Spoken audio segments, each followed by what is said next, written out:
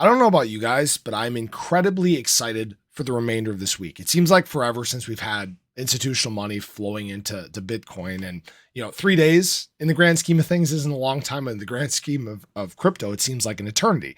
Well, it begins again today. President's Day is over. We had our fun over the course of the weekend. And now it's time for us to continue taking steps forward. Now, I will say, I am shocked at how the market has actually held up over the course of the weekend. All right, we basically ended up right where we were at before. BTC at 52.3. Ethereum actually took some big steps forward, which I do want to talk about in just a moment here.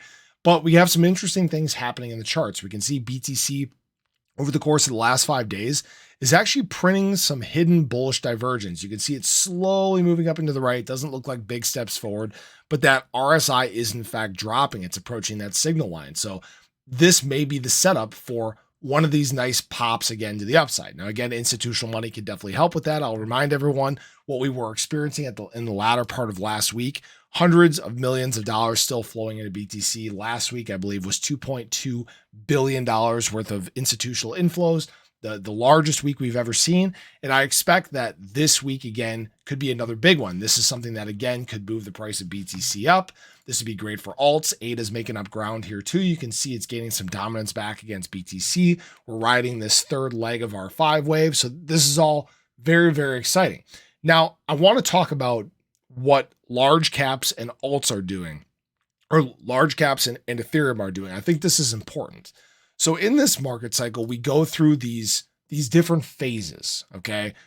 Different phases of capital inflow. And we started going through phase 1, right? Flow of money moves into Bitcoin, causing price surges. We kind of saw that, excuse me, we kind of saw that happen in late 2023.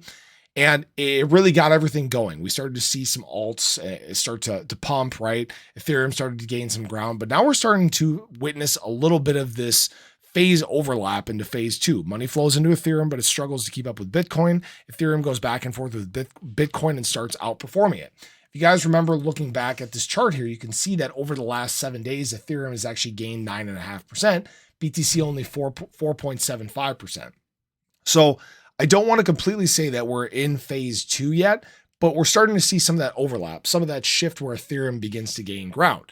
Now, why this is important is if you look at phase 3, this is where large caps are starting to go parabolic. Now, again, we may be experiencing some of phase 2 and some of phase 3 here. Money is flowing into large caps where we see large buy-ups happening.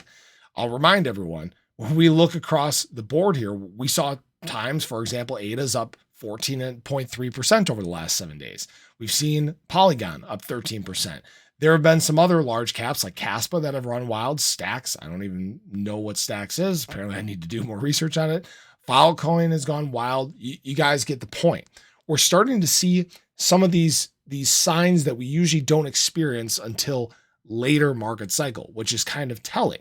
So things are kind of on an accelerated time frame right now, which is huge for ADA. It's huge for many coins throughout the space, and this may trigger an early run. Now, I'm not ready to call it. I'm not ready to say that, we're not going to get our drop here or anything like that, because retail money is kind of what bought this up. Retail is what could obviously drop it down as well. We've kind of resisted this barrage of shorts and selling over the course of the last 3 days, which is why we've maintained where we're at.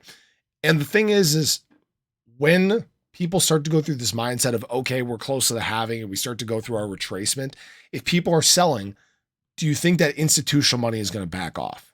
I don't think so. They've already shown that they're not. In fact, they've accelerated. So we may get like a short little pop or a short little dip down and then an explosive pop to the upside and really not look back.